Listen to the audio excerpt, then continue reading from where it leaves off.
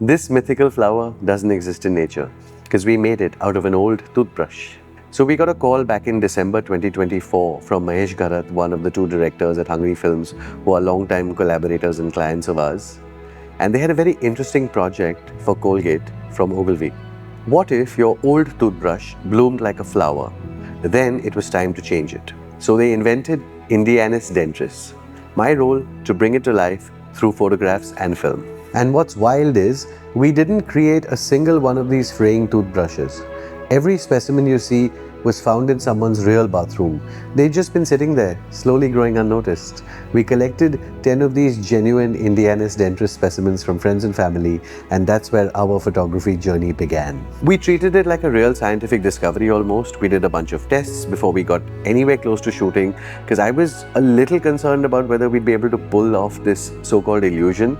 And we did a few rough images, showed it to 4 or 5 people who were not part of the business, and nobody thought it was a toothbrush. They all thought it was a flower the moment we said that, hey, look at this flower, what do you think of it?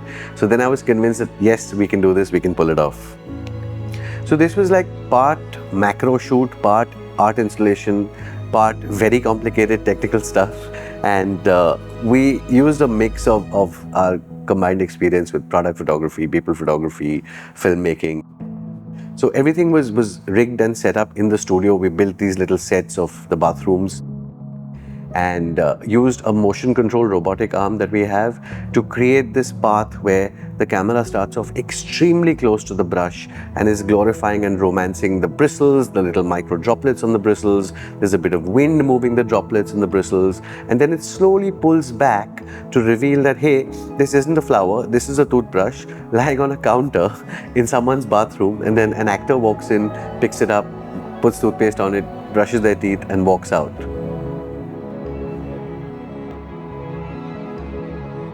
Then it was taken beyond the screen. A botanical exhibition was set up at the Botanical Gardens in the Mumbai Zoo. It was open to the public with these gorgeous 4-foot by 4-foot prints that were arrayed all around the central part of it, and people would come in, look at it, they really enjoyed it. And there was a little QR code below the images, and when they scanned it, they got to see this film. And just to see the sheer delight and shock and surprise on their faces when they realized that, hey, this isn't a flower, it's a brush. And they were like, oh, that looks like your brush. No, it looks like your brush. It was super fun.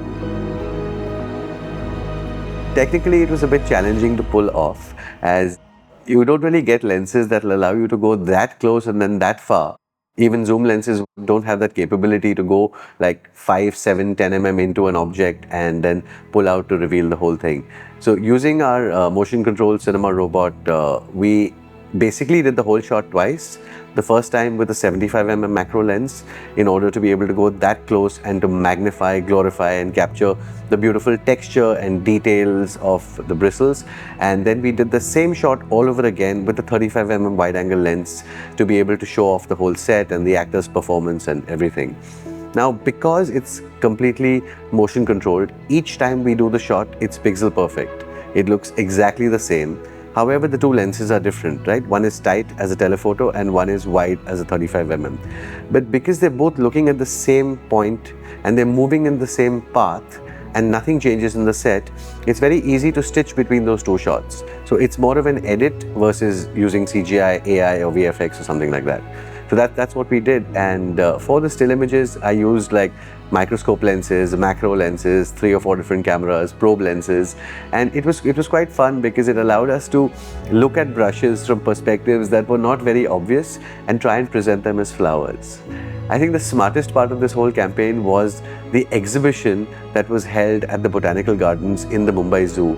We had these gorgeous 4-foot by 4-foot large prints on these pedestals, and it was an open exhibition. The public came in, they looked at the images, and some of them scanned the QR code that was below the image, and then they got to see these beautiful films, and they were like, wow, this is not a flower. And then they were telling people, oh, this looks like your brush, no, this looks like your brush. So I think it was great overall. So I mean, that's what I love so much about my job, right? It's not just capturing images, it's creating transformations, and just to see the sheer joy and fun that people were having with it, I think was the best thing ever. Thank you everyone for thinking of us for this project. Until next time.